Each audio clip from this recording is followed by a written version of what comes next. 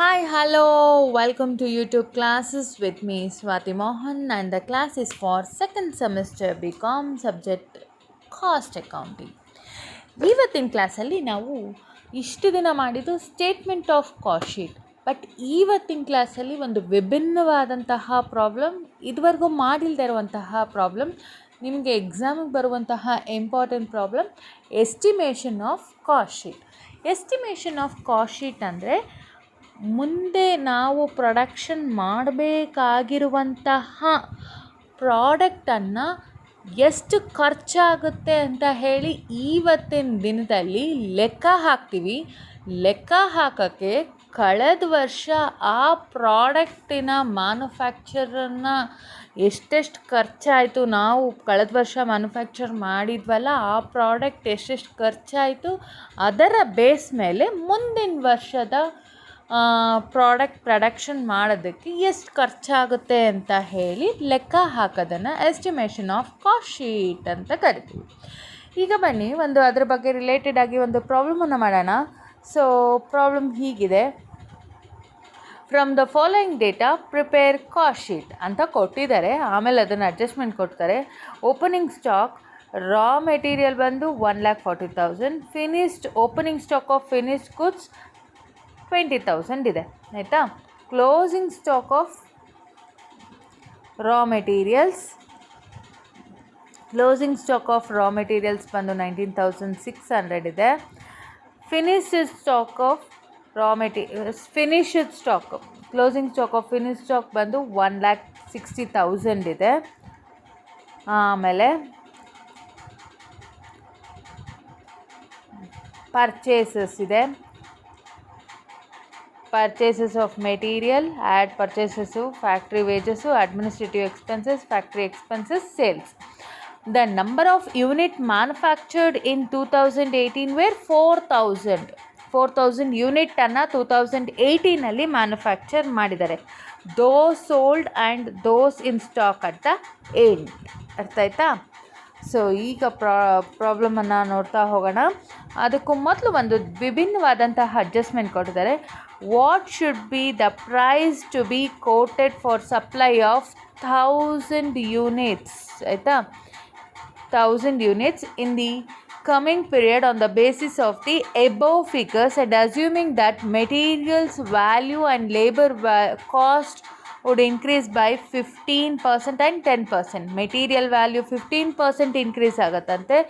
Labour value, direct labours, so ಅದು ಕೂಡ 10% increase ಆಗುತ್ತೆ. ಲೇಬರ್ ವ್ಯಾಲ್ಯೂ ಕೂಡ 10% ಇನ್ಕ್ರೀಸ್ ಆಗುತ್ತೆ ಅಂತ ಕೊಟ್ಟಿದ್ದಾರೆ. ನಾವು ಪ್ರೀವಿಯಸ್ ಇಯರ್ನ 4,000 ಯೂನಿಟ್ಸಿಗೆ ನಾವು ಕಾಸ್ಟ್ ಶೀಟನ್ನು ಪ್ರಿಪೇರ್ ಮಾಡ್ತೀವಿ. ಆಮೇಲೆ ಎಸ್ಟಿಮೇಷನ್ ಕಾಸ್ಟ್ ಶೀಟನ್ನು 1,000 ಯೂನಿಟಿಗೆ ಪ್ರಿಪೇರ್ ಮಾಡಬೇಕು. ಅರ್ಥ ಆಗ್ತಿದೆಯಾ? ಕಳೆದ ವರ್ಷದ ಕಾಸ್ಟ್ ಶೀಟನ್ನು 4,000 ಯೂನಿಟಿಗೆ ಪ್ರಿಪೇರ್ ಮಾಡಬೇಕು. ನೆಕ್ಸ್ಟ್ ಇಯರ್, ಅಪ್ಕಮಿಂಗ್ ಇಯರನ್ನು 1,000 ಯೂನಿಟ್ಸಿಗೆ ಪ್ರಿಪೇರ್ ಮಾಡ್ತೀವಿ. ಬನ್ನಿ ಪ್ರಾಬ್ಲಮ್ ನೋಡ್ತಾ ಇದ್ದರೆ ನಿಮಗೆ ಅರ್ಥ ಆಗುತ್ತೆ. ಓಕೆ, ನಾವು ಈ ಪ್ರಾಬ್ಲಮನ್ನು ಎಸ್ಟಿಮೇಷನ್ ಆಫ್ ಕಾಸ್ಟ್ ಶೀಟನ್ನು 3 ಸ್ಟೆಪ್ಸ್ ಆಗಿ ಪ್ರಿಪೇರ್ ಮಾಡ್ತೀವಿ. Step number 1, preparation of cost sheet for the year 2018, ಅಂದರೆ ಇದು ಕಳೆದ ವರ್ಷದ ಪಾಸ್ಟ್ ಇಯರ್ ಕಾಸ್ಟ್ ಶೀಟನ್ನು ಪ್ರಿಪೇರ್ ಮಾಡಬೇಕು, ಆಯಿತಾ. ಕಳೆದ ವರ್ಷದ್ದು ಪಾಸ್ಟ್ ಇಯರ್ದು 4,000 ಯೂನಿಟ್ಸಿಗೆ ನಾವು ಇದನ್ನು ಪ್ರಿಪೇರ್ ಮಾಡಬೇಕು. ಯೂನಿಟ್ಸ್ ಕೊಟ್ಟಾಗ ಪ್ರತಿ ಸಲ ಎಸ್ಟಿಮೇಷನ್ ಕಾಸ್ಟ್ ಶೀಟಲ್ಲಿ cost per unit important, total cost ಎರಡನ್ನೂ ನಾವು ಪ್ರಿಪೇರ್ ಮಾಡಲೇಬೇಕು. ಅರ್ಥ ಆಯ್ತಾ? ಸೊ ಆಮೇಲೆ ಈ ಫಸ್ಟ್ ಸ್ಟೆಪ್ಪಲ್ಲಿ ಪ್ರತಿ ಬಾರಿ ನಾವು ಫಸ್ಟ್ ಸ್ಟೆಪ್ಪನ್ನು ಕಾಸ್ಟ್ ಆಫ್ ಪ್ರೊಡಕ್ಷನ್ವರೆಗೂ, ಕಾಸ್ಟ್ ಪರ್ ಯೂನಿಟ್ ಮತ್ತು ಟೋಟಲ್ ಕಾಸ್ಟ್ ಇಷ್ಟನ್ನೇ ಪ್ರಿಪೇರ್ ಮಾಡ್ತೀವಿ. ಫಸ್ಟ್ ಸ್ಟೆಪ್ಪಲ್ಲಿ ಮಾತ್ರ ಕಾಸ್ಟ್ ಆಫ್ ಪ್ರೊಡಕ್ಷನ್ವರೆಗೂ ಪ್ರಿಪೇರ್ ಮಾಡ್ತೀವಿ. ತಲೆಯಲ್ಲಿಟ್ಕೊಳ್ಳಿ, ಫಸ್ಟ್ ಸ್ಟೆಪ್ಪನ್ನು ಕಾಸ್ಟ್ ಆಫ್ ಪ್ರೊಡಕ್ಷನ್ವರೆಗೂ, ಅಂದರೆ ಅಡ್ಮಿನಿಸ್ಟ್ರೇಟಿವ್ ಓವರ್ ಹೆಡ್ ಮಾಡಿದ್ರೆ ಆಮೇಲೆ ಬರೋದೇ ಕಾಸ್ಟ್ ಆಫ್ ಪ್ರೊಡಕ್ಷನ್, ನಿಮ್ಗೆ ಗೊತ್ತಿದೆ. ಇದನ್ನು ಕಾಸ್ಟ್ ಪರ್ ಯೂನಿಟನ್ನು ಫಸ್ಟ್ ಸ್ಟೆಪ್ಪಲ್ಲಿ ಮಾತ್ರ ಮಾಡ್ತೀವಿ. ಸೆಕೆಂಡ್ ಸ್ಟೆಪ್ ನೀವು ನೋಡ್ತಾ ಇದ್ರೆ ಕಾಣಿಸ್ತಾ ಇದೆ. ಸೆಕೆಂಡ್ ಸ್ಟೆಪ್ಪಲ್ಲಿ ಇಲ್ಲಿ ನೋಡಿ, ಒಂದು ಸೆಕೆಂಡ್, ಓಕೆ, ಈಗ ಕಾಣುತ್ತೆ ಪ್ರಾಬ್ಲಮ್. ಸೆಕೆಂಡ್ ಸ್ಟೆಪ್ಪಲ್ಲಿ ಏನು ಮಾಡ್ತೀವಿ ಅಂದರೆ opening stock of finish goods ಮಾಡ್ತಿದ್ವಲ್ಲ ಆ ರೀತಿ ಮಾಡ್ತಾ ಹೋಗ್ತೀವಿ. ಅರ್ಥ ಆಯ್ತಾ? ಅದನ್ನು ಮಾಮೂಲಿ ಪ್ರಾಬ್ಲಮ್ ಹೆಂಗೆ ಮಾಡ್ತೀವಿ ಹಂಗೆ ಮಾಡ್ತೀವಿ. ಇಲ್ಲಿ ಕಾಸ್ಟ್ ಪರ್ ಯೂನಿಟ್ ಬರಲ್ಲ, ಆಯಿತಾ? ಕಾಸ್ಟ್ ಪರ್ ಯೂನಿಟ್ ಬರಲ್ಲ, ಬರೀ ಟೋಟಲ್ ಕಾಸ್ಟನ್ನು ಮಾತ್ರ ಮಾಡ್ತೀವಿ ಈ ಒಂದು ಯೂನಿಟಲ್ಲಿ. ಇದರಲ್ಲಿ ನಮಗೆ profit, cost of goods sold, sales ಇವೆಲ್ಲ ಭಾಳ ಇಂಪಾರ್ಟೆಂಟ್. ಪರ್ಸಂಟೇಜನ್ನು ಕಂಡುಹಿಡಿಯುವಂತಹ ಸೆಕೆಂಡ್ ಸ್ಟೆಪ್ ಇದು. ಇನ್ನು ಥರ್ಡ್ ಸ್ಟೆಪ್ಪಲ್ಲಿ ಟೆಂಡರನ್ನು ಪ್ರಿಪೇರ್ ಮಾಡ್ತೀವಿ.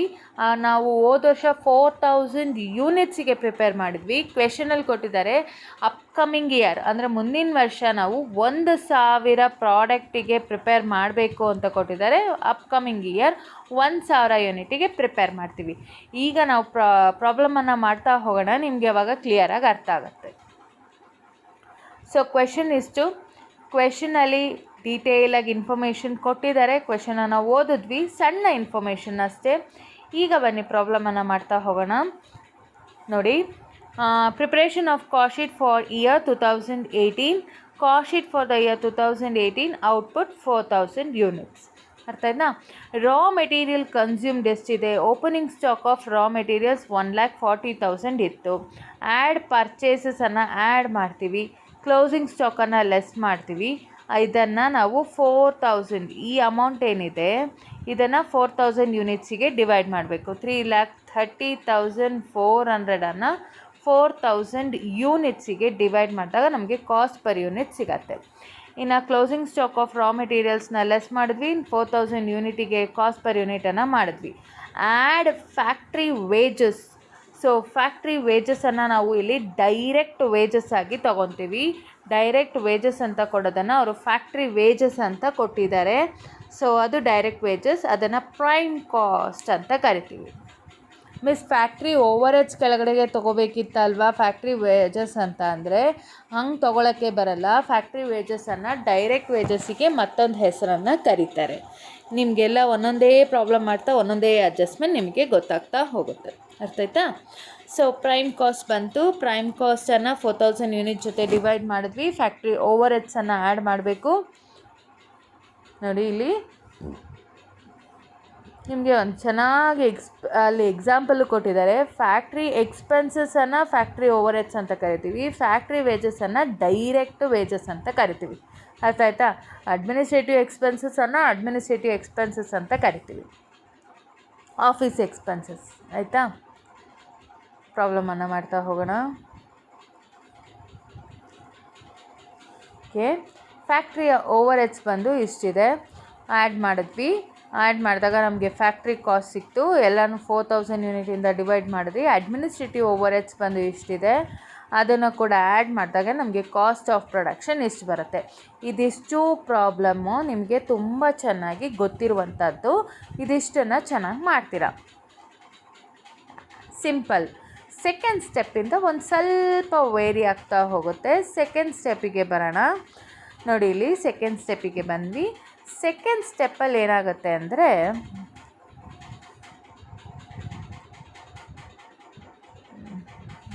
ಒಂದು ಸೆಕೆಂಡ್, ಇಲ್ಲಿ ನೋಡಿ,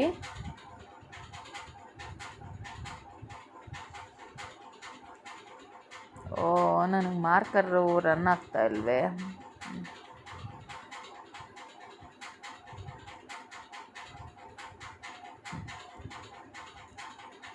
ಓಕೆ, ಕಾಣಿಸ್ತಿದೆ ಅಂದ್ಕೊತೀನಿ. ನೋಡಿ, ಸೆಕೆಂಡ್ ಸ್ಟೆಪ್ಪಲ್ಲಿ ಕಳೆದು ಓಪನಿಂಗ್ ಸ್ಟಾಕ್ ಆಫ್ ಫಿನಿಶ್ಡ್ ಗುಡ್ಸನ್ನು ಆ್ಯಡ್ ಮಾಡ್ತೀವಿ. ಕಾಸ್ಟ್ ಆಫ್ ಪ್ರೊಡಕ್ಷನ್ ಆದಮೇಲೆ opening stock of finished good 20,000 ಇತ್ತು, ಅದನ್ನು ಆ್ಯಡ್ ಮಾಡ್ತೀವಿ. ಪ್ರತಿ ಬಾರಿ ಎಸ್ಟಿಮೇಷನ್ ಆಫ್ ಕಾಸ್ಟ್ ಶೀಟಲ್ಲಿ ಇದನ್ನು ಆ್ಯಡ್ ಮಾಡಬೇಕು. ಅಂದರೆ ಕಾಸ್ಟ್ ಆಫ್ ಪ್ರೊಡಕ್ಷನ್ ನಾವೇನು ಮಾಡಿದ್ವಿ ಇದುವರೆಗೂ, ಆ ಕಾಸ್ಟ್ ಆಫ್ ಪ್ರೊಡಕ್ಷನನ್ನು ಇಲ್ಲಿ ಆ್ಯಡ್ ಮಾಡಬೇಕು. Cost of finished goods produce during the year, ಇದನ್ನು ಆ್ಯಡ್ ಮಾಡಬೇಕು. ಇದು ಎಲ್ಲಿತ್ತು ಅಂತ ಅಂದರೆ, ಇಲ್ಲೇನು ನಾವು ಮಾಡಿದ್ವಿ, ಇಲ್ಲಿ ಏನು ಬಂದಿತ್ತು ಕಾಸ್ಟ್ ಆಫ್ ಪ್ರೊಡಕ್ಷನ್ನು, ಅದನ್ನು ನಾವು ಇಲ್ಲಿಗೆ ತೊಗೊತೀವಿ. ಅದನ್ನು ನಾವು ಇಲ್ಲಿಗೆ ತೊಗೋಬೇಕು. ಅರ್ಥ ಆಯ್ತಾ? ಇಲ್ಲಿಗೆ ತೊಗೊಂಡು ಇದುವರೆಗೂ ನಾವು ಕಾಸ್ಟ್ ಶೀಟಲ್ಲಿ ಸ್ಟೇಟ್ಮೆಂಟ್ ಆಫ್ ಕಾಸ್ಟ್ ಶೀಟ್ ಮಾಡ್ತಿದ್ವಲ್ಲ, ಅದರಲ್ಲಿ ಈ ರೀತಿ ಯಾವುದು ತೊಗೊತಾ ಇರಲಿಲ್ಲ. ಬಟ್ ಎಸ್ಟಿಮೇಷನ್ ಆಫ್ ಕಾಸ್ಟ್ ಶೀಟಲ್ಲಿ ಇದೊಂದು ಹೊಸ adjustment, important one. Opening stock of finished ಗೂಡ್ಸಿಗೆ ಕಾಸ್ಟ್ ಆಫ್ ಪ್ರೊಡಕ್ಷನ್ ಏನಿತ್ತು, cost of finished goods produce during year ಅಂತ, ಇದನ್ನು ನಾವು ತೊಗೋಬೇಕಾಗುತ್ತೆ. ಇದನ್ನು ತೊಗೊಂಡು ಆ್ಯಡ್ ಮಾಡ್ತೀವಿ. ಆ್ಯಡ್ ಮಾಡಿದ್ಮೇಲೆ as usual less closing stock of finished goods. Finished stock ಅಂತ ಇತ್ತಲ್ಲ, closing stock of finished goods ಎಲ್ಲ ಒಂದೇ. ಅದನ್ನು ಲೆಸ್ ಮಾಡಿದಾಗ ನಮಗೆ ಸ್ಟಾಕ್ ಆಫ್ ಗೂಡ್ಸ್ ಸೋಲ್ಡ್ ಸಿಗತ್ತೆ. ಅದಾದಮೇಲೆ ಯೂಶ್ವಲಾಗಿ ಸೇಲ್ಸಿಂದ ಅದನ್ನು ಮೈನಸ್ ಮಾಡಬೇಕು, ಗೊತ್ತಿರೋದೆ. ಸೇಲ್ಸಿಂದ ಮೈನಸ್ ಮಾಡಿದಾಗ ನಮಗೆ ಪ್ರಾಫಿಟ್ ಸಿಗತ್ತೆ. ಸೊ ಪ್ರಾಫಿಟ್ಟಿನ ಪರ್ಸೆಂಟೇಜನ್ನು ನಾವಿವಾಗ ಕ್ಯಾಲ್ಕುಲೇಟ್ ಮಾಡಬೇಕು. ಇಲ್ಲಿ ಪರ್ಸೆಂಟೇಜ್ ಕೊಟ್ಟಿದ್ದಾರೆ. ಪ್ರಾಫಿಟ್ಟಿನ percentage, profit divided by sales into 100 ಮಾಡಿದ್ರೆ, ಇಲ್ಲಿ ನೋಡಿ, ಇಲ್ಲಿದೆ ಅಮೌಂಟು ನೋಡಿ.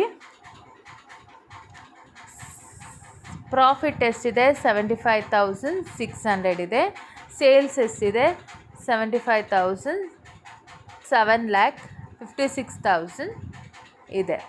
ಸೊ ಆ್ಯಸ್ ಯೂಶ್ವಲ್ ಇದನ್ನು ನಾವು ಮಾಡಿದಾಗ ನಮಗೆ 10% ಬರುತ್ತೆ. ಕ್ಯಾಲ್ಕುಲೇಟ್ರಲ್ಲಿ ಮಾಡಿದ್ರು ಸೇಮ್, ನೋಡಿದ್ರೇ ಗೊತ್ತಾಗುತ್ತೆ. ಸೊ ಇದು 10% ಬರುತ್ತೆ. ಇದು ನಮಗೆ ಪ್ರಾಫಿಟನ್ನು ಕ್ಯಾಲ್ಕುಲೇಟ್ ಮಾಡೋದಕ್ಕೆ, ಎಸ್ಟಿಮೇಷನ್ ಕಾಸ್ಟ್ ಶೀಟ್ ಮಾಡೋದಕ್ಕೆ ನಮಗೆ ಭಾಳ ಇಂಪಾರ್ಟೆಂಟ್ ಈ ಒಂದು ಪರ್ಟಿಕ್ಯುಲರ್ ಫಾರ್ಮುಲಾ. ಈ ಫಾರ್ಮುಲಾ ಏನಿದೆ ಇದು ನಮಗೆ ಭಾಳ ಇಂಪಾರ್ಟೆಂಟ್. ಇದ್ರ ಜೊತೆಗೆ ನಾವಿನ್ನು ಫರ್ದರ್ ಕ್ಯಾಲ್ಕುಲೇಷನ್ ಕೂಡ ಮಾಡಬೇಕು. ಹೇಗೆ ಮಾಡಬೇಕು ಅಂತ ಹೇಳ್ತೀನಿ. ಇಲ್ಲಿವರೆಗೂ ನಿಮ್ಗೆ ಅರ್ಥ ಆಗಿದೆ ಅಂದ್ಕೊಂಡಿದ್ದೀನಿ. ಇಲ್ಲಿವರೆಗೂ ಏನೂ ಡೌಟ್ ಇಲ್ಲ, ಈಸಿ. ಏನಪ್ಪ ಅಂದರೆ ಈ ಕಾಸ್ಟ್ ಆಫ್ ಪ್ರೊಡಕ್ಷನ್ ಏನಿದೆ ಇದೊಂದನ್ನು ಆ್ಯಡ್ ಮಾಡ್ಕೊತೀವಿ ಇದಕ್ಕೆ. ಇನ್ನು ಅದು ಬಿಟ್ಟರೆ ಎಲ್ಲ ಸೇಮ್ ಆ್ಯಸ್ ಯೂಶ್ವಲ್. ಇನ್ನು ಥರ್ಡ್ ಸ್ಟೆಪ್ಪಿಗೆ ಹೋಗೋಣ. ಥರ್ಡ್ ಸ್ಟೆಪ್ಪಲ್ಲಿ ಈಗ ನಾವು ಪ್ರಿಪೇರ್ ಮಾಡೋದು ಹೊಸದಾಗಿ ನಾವು ಇವತ್ತಿನ ಕ್ಲಾಸಲ್ಲಿ ಏನಪ್ಪ ಕಲಿತೀವಿ ಅಂದರೆ preparation of statement of tender. 1000 ಪ್ರಾಡಕ್ಟನ್ನು ಎಸ್ಟಿಮೇಷನ್ ಮಾಡಬೇಕು, ಟೆಂಡರ್ ಕೋಟ್ ಮಾಡಬೇಕು. ಪ್ರೈಸು 1000 ಪ್ರಾಡಕ್ಟಿಗೆ, 1000 ಯೂನಿಟಿಗೆ ನಾವು ಮಾಡಬೇಕು ಅಂದರೆ ಮಾಮೂಲಿ ಕಾಸ್ಟ್ ಶೀಟ್ ಹೇಗೆ ಮಾಡ್ತಿದ್ವಲ್ಲ ಹಾಗೆ ಮಾಡ್ತೀವಿ. ಆದರೆ ಇದರಲ್ಲಿ ಸಣ್ಣ ಪುಟ್ಟ ವ್ಯತ್ಯಾಸ ಏನಪ್ಪ ಅಂತ ಅಂದರೆ, ಕಳೆದ ವರ್ಷಕ್ಕೂ ಈ ವರ್ಷಕ್ಕೂ ಕೆಲವೊಂದು ಪ್ರೈಸಸಲ್ಲಿ ಇನ್ಕ್ರೀಸ್ ಆಗ್ಬೋದು, ಕೆಲವೊಂದು ಪ್ರೈಸಸಲ್ಲಿ ಡಿಕ್ರೀಸ್ ಆಗ್ಬೋದು. ಅರ್ಥ ಆಯ್ತಾ? ಸೊ ಅವ್ರು ಕೊಟ್ಟಿರೋದ್ರಲ್ಲಿ ನಿಮಗೆ ಕ್ವೆಶನಲ್ಲಿ ತುಂಬ ಚೆನ್ನಾಗಿ ಮೆನ್ಷನ್ ಮಾಡಿ ಕೊಟ್ಟಿದ್ದಾರೆ. ಕ್ವೆಶನನ್ನು ನೋಡೋಣ. ನೋಡಿ ಇಲ್ಲಿ ಅವರು what should be price to be quoted, supply of 1000 unit. 1000 ಯೂನಿಟನ್ನು ಪ್ರೊಡ್ಯೂಸ್ ಮಾಡೋದಕ್ಕೆ, 1000 ಯೂನಿಟನ್ನು ಪ್ರೊಡ್ಯೂಸ್ ಮಾಡೋದಕ್ಕೆ ಇನ್ ಅಪ್ಕಮಿಂಗ್ ಪೀರಿಯಡ್, ಮುಂದೆ ಬರೋ ದಿನಗಳಲ್ಲಿ, the above figures assuming the material value. ನೀವೇನೇನು ಮೆಟೀರಿಯಲ್ ವ್ಯಾಲ್ಯೂ ಮಾಡಿದ್ದೀರಲ್ಲ ಪರ್ ಯೂನಿಟಿಗೆ ಅದಕ್ಕೆ 10% ಜಾಸ್ತಿ, 15% ಜಾಸ್ತಿ ಆಗುತ್ತೆ ಅಂತ ಕೊಟ್ಟಿದ್ದಾರೆ. 15% ಆ್ಯಂಡ್ 10% ರೆಸ್ಪೆಕ್ಟಿವ್ಲಿ. ಮೆಟೀರಿಯಲ್ ವ್ಯಾಲ್ಯೂ 15% ಇದೆ, ಲೇಬರ್ ಕಾಸ್ಟ್ 10% ಇದೆ. ಸೊ ಅಲ್ಲಿಗೆ ನಾವು ಫ್ಯಾಕ್ಟ್ರಿ ವೇಜಸ್ ಮೇಲೆ 10% ಜಾಸ್ತಿ, ರಾ ಮೆಟೀರಿಯಲ್ಸ್ ಕ್ಯಾಲ್ಕುಲೇಷನ್ ಮಾಡಿದ್ವಲ್ಲ ಅದಕ್ಕೆ 15% ಜಾಸ್ತಿ ಆಗಿದೆ, ಇನ್ಕ್ರೀಸ್ಡ್ ಅಂತ ಕೊಟ್ಟಿದ್ದಾರೆ. ಸೊ ಇನ್ಕ್ರೀಸ್ ಆಗಿದೆ, ಅದಕ್ಕೇನು ಅಡ್ಜಸ್ಟ್ಮೆಂಟ್ ಅಂತ ನೋಡ್ತಾ ಹೋಗೋಣ. ಇದಕ್ಕೆ ನಮಗೆ ಈ ಕ್ವೆಶನ್ ಭಾಳ ಇಂಪಾರ್ಟೆಂಟ್. ಇಲ್ಲಿ ನಾವು ಮಾಡಿದ್ವಲ್ಲ ಈ ಒಂದು ಪರ್ಟಿಕ್ಯುಲರ್ ಪಾಯಿಂಟ್ ನಮಗೆ ಭಾಳ ಇಂಪಾರ್ಟೆಂಟ್ ಆಗುತ್ತೆ. ಇಲ್ಲಿ ನೋಡಿ, ನಾವು ಮೆಟೀರಿಯಲ್ ಕನ್ಸ್ಯೂಮ್ಡು ಟೋಟಲಾಗಿ less closing stock of raw materials ಮಾಡಿದ್ಮೇಲೆ ನಮಗೆ 82.60 ಬರುತ್ತೆ. ಆಮೇಲೆ ಫ್ಯಾಕ್ಟ್ರಿಯ ವೇಜಸ್ ಬಂದು ನಿಮ್ಗೆ ಇಲ್ಲಿ ಕೊಟ್ಟಿದ್ದಾರೆ ನೋಡಿ 95 ರುಪೀಸ್. ಇದು ಮೆಟೀರಿಯಲ್ ಬಂದು 82.60 ಪೈಸಾ, ಫ್ಯಾಕ್ಟ್ರಿಯ ವೇಜಸ್ ಬಂದು 95 ರುಪೀಸ್ ಇದೆ. ಬಟ್ ಪ್ರಾಬ್ಲಮಲ್ಲಿ ಅವ್ರು ಏನು ಹೇಳಿದ್ದಾರೆ, 15% ಇದ್ರ ಮೇಲೆ ಜಾಸ್ತಿ ಆಗಿದೆ, ಇದ್ರ ಜೊತೆಗೆ 15%, ಆಮೇಲೆ ಲೇಬರ್ ಜೊತೆಗೆ 10% ಜಾಸ್ತಿ ಇದೆ ಅಂತ ಕೊಟ್ಟಿದ್ದಾರೆ. ಈಗ ಪ್ರಾಬ್ಲಮನ್ನು ಮಾಡ್ತಾ ಹೋಗೋಣ. ಥರ್ಡ್ ಸ್ಟೆಪ್ಪಿಗೆ ಬರೋಣ. ನೋಡಿ, ಸೇಮ್ ಈಗ ನಾನು ಏನು ಹೇಳಿದೆ ಅದೇ ರೀತಿ ಇದೆ. Material required old cost per unit ಎಷ್ಟಿತ್ತು ಅಂತ ಇವಾಗ ನೋಡ್ಕೊಂಬಂದ್ವಿ. ಕಾಸ್ಟ್ ಪರ್ ಯೂನಿಟ್ 82.60 ನಿಮಗೆ ಹೊಸದಾಗಿ ಇನ್ನೊಂದು ಹೇಳಬೇಕು ಅಂದರೆ ಎಸ್ಟಿಮೇಷನ್ ಕಾಸ್ಟ್ ಶೀಟಲ್ಲಿ ಕಾಸ್ಟ್ ಪರ್ ಯೂನಿಟ್ ಫಸ್ಟ್ ಬರುತ್ತೆ, ಟೋಟಲ್ ಕಾಸ್ಟ್ ಸೆಕೆಂಡ್ ಬರುತ್ತೆ. ಅರ್ಥ ಆಯ್ತಾ? ಅದರಲ್ಲಿ ಟೋಟಲ್ ಕಾಸ್ಟ್ ಫಸ್ಟ್ ಬರ್ತಾಯಿತ್ತು, ಟೋಟಲ್ ಕಾಸ್ಟು ಅದರಲ್ಲಿ ಫಸ್ಟ್ ಬರ್ತಿತ್ತು, ಆಮೇಲೆ ಕಾಸ್ಟ್ ಪರ್ ಯೂನಿಟ್ ಸೆಕೆಂಡ್ ಬರ್ತಿತ್ತು. ಆದರೆ ಇದರಲ್ಲಿ ಅಂದರೆ ಎಸ್ಟಿಮೇಟೆಡ್ ಕಾಸ್ಟ್ ಶೀಟಲ್ಲಿ ಮಾತ್ರ ನಿಮಗೆ ಎಸ್ಟಿಮೇಟೆಡ್ ಕಾಸ್ಟ್ ಶೀಟ್ ಮಾತ್ರ ನಿಮಗೆ ಇದರಲ್ಲಿ ಕಾಸ್ಟ್ ಪರ್ ಯೂನಿಟ್ ಫಸ್ಟ್ ಬರುತ್ತೆ, ಟೋಟಲ್ ಕಾಸ್ಟ್ ಸೆಕೆಂಡ್ ಬರುತ್ತೆ, ಕ್ಯಾಲ್ಕುಲೇಷನ್ ಮಾಡೋದಕ್ಕೆ ಸುಲಭ ಆಗಲಿ ಅಂತ. ಈಗ ನಾವು ಕಾಸ್ಟ್ ಪರ್ ಯೂನಿಟನ್ನು ಇಟ್ಕೊಂಡು ನಾವು ಇದರಲ್ಲಿ ಕ್ಯಾಲ್ಕುಲೇಷನ್ ಮಾಡಬೇಕಾಗತ್ತೆ. ಸೊ ನಾವು ಏನಕ್ಕಪ್ಪ ಇದನ್ನು ಕಾಸ್ಟ್ ಪರ್ ಯೂನಿಟನ್ನು ತಲೆಯಲ್ಲಿ ಇಟ್ಕೊಂಡು ಮಾಡ್ತೀವಿ ಅಂದರೆ ಅದನ್ನು ಮಾಡಿದ್ದು 4000 ಯೂನಿಟಿಗೆ ಅಷ್ಟು ಖರ್ಚಾಗತ್ತೆ ಅಂತ. ಇದನ್ನು ಮಾಡ್ತಾ ಇರೋದು 1000 ಯೂನಿಟಿಗೆ ಆಗಿರೋದ್ರಿಂದ ಅದು ಅಷ್ಟು ವ್ಯತ್ಯಾಸ ಆಗುತ್ತೆ. ಅರ್ಥ ಆಯ್ತಾ? ಸೊ ಆವಾಗ ನಿಮಗೆ ಯೂನಿಟ್ಸೇ ಕಂಪ್ಲೀಟಾಗಿ ವ್ಯತ್ಯಾಸ ಆದಾಗ ನಾವು ಟೋಟಲ್ ಕಾಸ್ಟಲ್ಲಿ ನಾವು ಲೆಕ್ಕಾಚಾರ ಹಾಕೋಕ್ಕೆ ಬರಲ್ಲ. ಕಾಸ್ಟ್ ಪರ್ ಯೂನಿಟಲ್ಲೇ ಲೆಕ್ಕ ಹಾಕಿ ಅದನ್ನು 1000ಗೆ ಮಲ್ಟಿಪ್ಲೈ ಮಾಡ್ತಾ ಹೋಗ್ತೀವಿ. ಇಲ್ಲಿ ನೋಡಿ, old cost per unit 82 rupees 60 ಇದೆ. ಈ ವರ್ಷ ಮುಂದೆ ಅಪ್ಕಮಿಂಗ್ ಇಯರ್ ನಾವು ಪ್ರೊಡಕ್ಷನ್ ಮಾಡ್ತೀವಿ ಅಂದರೆ 15% ಎಕ್ಸ್ಟ್ರಾ ಆಗುತ್ತಂತೆ. ಸೊ ಅಲ್ಲಿಗೆ 82 ಇಂಟು 15% ನೀವು ಕ್ಯಾಲ್ಕುಲೇಟರಲ್ಲಿ ಮಾಡಿ ನೋಡಿ, ಮಾಡಿದ್ರೆ ನಿಮಗೆ 12 ರೂಪೀಸ್ 39 ಬರುತ್ತೆ. 15% ಇನ್ಕ್ರೀಸ್ ಇನ್ ಕಾಸ್ಟ್ ಅಂದಾಗ 82 ರೂಪೀಸ್ 60 ಇಂಟು 15% ಮಾಡಿದ್ರೆ ನಿಮಗೆ 12 ರೂಪೀಸ್ ಬರುತ್ತೆ. ಇದೆರಡನ್ನು ಆ್ಯಡ್ ಮಾಡಿ ಔಟರ್ ಕಾಲಮ್ಗೆ ಹಾಕಿ ಆಮೇಲೆ 1000 ಯೂನಿಟ್ ಜೊತೆ ಮಲ್ಟಿಪ್ಲೈ ಮಾಡ್ತೀರಾ. Factory wages or direct wages ಕೊಟ್ಟಿದ್ದಾರೆ ನೋಡಿ, ಡೈರೆಕ್ಟ್ ವೇಜಸ್. ಸೊ ಇದನ್ನು ಓಲ್ಡ್ ಲೇಬರ್ ಕಾಸ್ಟ್ ಇದ್ದಿದ್ದು 95 ರೂಪೀಸ್.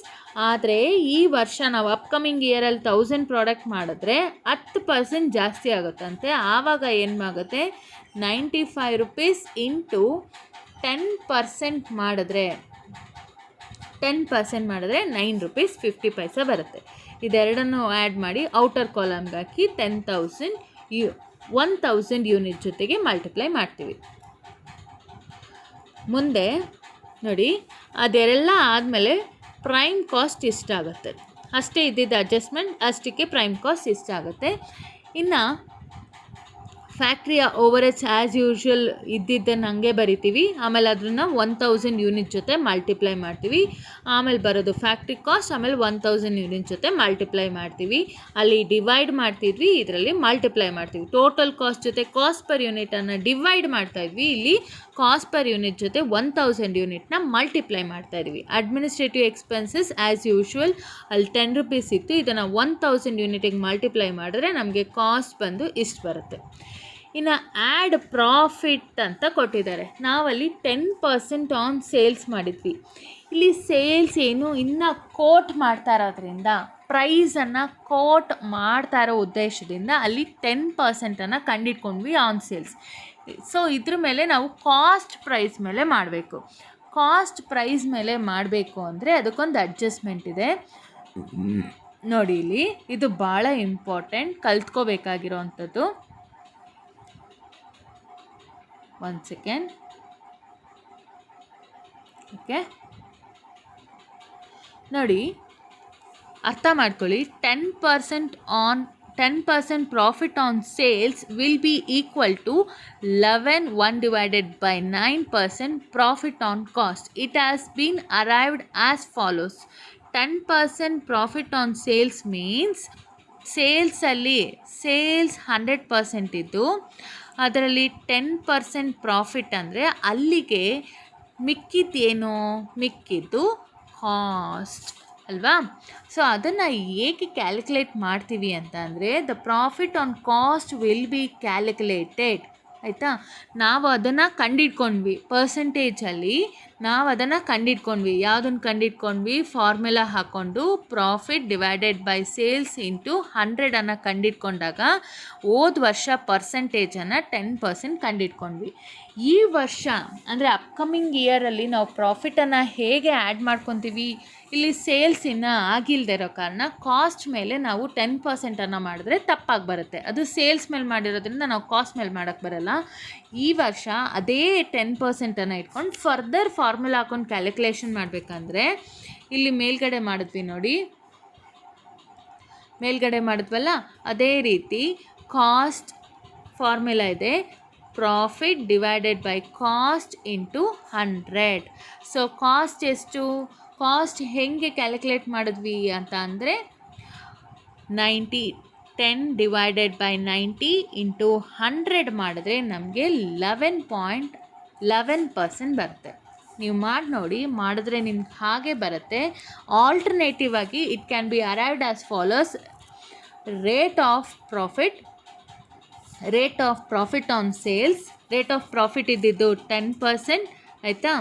100% ಸೇಲ್ಸಿಗೆ rate of profit on sales 10% ಅಂತ ತಗೊಳ್ಳಿ.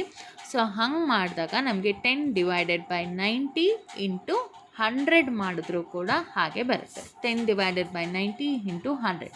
ಇಲ್ಲಿ ಈ ರೀತಿ 2 ರೀತಿ ಮಾಡ್ತೀವಿ. ಒಂದು ಈ ರೀತಿನಾದರೂ ಮಾಡ್ಬೋದು, ಇನ್ನೊಂದು ಈ ರೀತಿನಾದರೂ ಮಾಡ್ಬೋದು.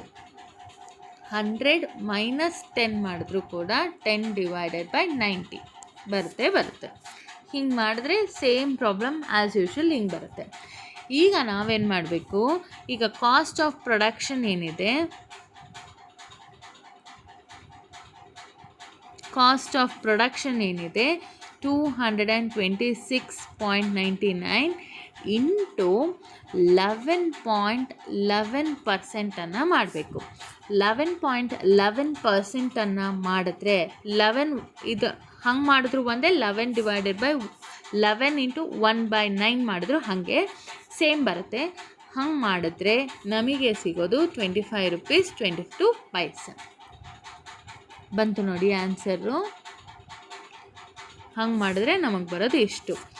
ಈ ಪ್ರೈಸ್ ಕೋಟೆಡ್ ಇಷ್ಟಕ್ಕೆ 10% ಮಾಡಿದ್ರೂ ಕೂಡ ಸೇಮ್ ಆನ್ಸರ್ ಬರುತ್ತೆ. 10% ಮಾಡಿದ್ರೂ ಅಷ್ಟೇ. ಇದರ ಮೇಲೆ 11.11% ಮಾಡಿದ್ರೂ ಕೂಡ ಇಷ್ಟೇ ಬರೋದು. ಇದು ನಾವು ಪ್ರಾಬ್ಲಮನ್ನು ಕಲ್ತ್ಕೋಬೇಕಾಗಿರೋವಂಥದ್ದು. ಇದು ನಾವು ಇವತ್ತಿನ ಕ್ಲಾಸಲ್ಲಿ ತುಂಬ ಇಂಪಾರ್ಟೆಂಟಾಗಿ ಕಲಿಬೇಕಾಗಿರೋದು ಈ ಒಂದು ಪರ್ಟಿಕ್ಯುಲರ್ ಪಾಯಿಂಟನ್ನು. ಈ ಪರ್ಟಿಕ್ಯುಲರ್ ಪಾಯಿಂಟನ್ನು ಕಲ್ತ್ಕೋಬೇಕು ಅಂದರೆ ನಿಮಗೆ ಈ ಪೋರ್ಷನ್ ತುಂಬ ಚೆನ್ನಾಗಿ ಅರ್ಥ ಆಗಿರಬೇಕು. ಈ ಪೋರ್ಷನ್ ಅರ್ಥ ಆದರೆ ಮಾತ್ರ ನಿಮಗೆ ಪ್ರಾಬ್ಲಮನ್ನು ಮಾಡೋದಕ್ಕೆ ಸುಲಭ. ಈ ಪೋರ್ಷನ್ ಅರ್ಥ ಆಗೋದಕ್ಕೆ ನಿಮಗೆ ನೋಡಿ, ಇದ್ರ ಜೊತೆ ಏನಿದೆ ಇದನ್ನು ಕಲ್ತಿದ್ದೀರಲ್ವಾ, ಇದ್ರ ಜೊತೆ ನೀವು ಈ ಪರ್ಸಂಟೇಜನ್ನು ಇಂಪಾರ್ಟೆಂಟಾಗಿ ಈ ಫಾರ್ಮುಲಾನು ಕಲ್ತ್ಕೋಬೇಕಾಗುತ್ತೆ. ಇದಿಷ್ಟು ಇವತ್ತಿನ ಕ್ಲಾಸಲ್ಲಿ ಕಲ್ತ್ಕೋಬೇಕಾಗಿರೋದು. ನಾಳೆ ಕ್ಲಾಸಲ್ಲಿ ಮತ್ತೊಂದು ಪ್ರಾಬ್ಲಮ್ ಜೊತೆ ಈಗ ಹೋಮ್ವರ್ಕ್ ಇನ್ನೊಂದು ಕ್ವೆಶನನ್ನು ಕೊಡ್ತೀನಿ. ಪ್ರಾಬ್ಲಮನ್ನು ಮಾಡಿ ನನಗೆ ಸೊಲ್ಯೂಷನನ್ನು ವಾಟ್ಸಪ್ಪಲ್ಲಿ ಕಳಿಸಿ, PDF ಒಂದು ಪ್ರಾಬ್ಲಮನ್ನು ಮಾಡಿ ಸೆಂಡ್ ಮಾಡ್ತೀನಿ. Thank you so much. ಹೆದರ್ಕೋಬೇಡಿ, ಪ್ರಾಬ್ಲಮ್ ತುಂಬ ಸುಲಭ ಇದೆ. ಇನ್ನು 10-15 ಪ್ರಾಬ್ಲಮ್ ಇದ್ರ ಬೇಸ್ ಮೇಲೆ ಮಾಡೋಣ. ಅವಾಗ ಇನ್ನೂ ಕ್ಲೀನಾಗಿ ಅರ್ಥ ಆಗುತ್ತೆ. ತುಂಬ ಸುಲಭ, ಮಾಡೋದು ತುಂಬ ಈಸಿ. ನಾನು ನಿಮ್ಮ ಜೊತೆ ಇದ್ದೀನಿ. Thank you, bye.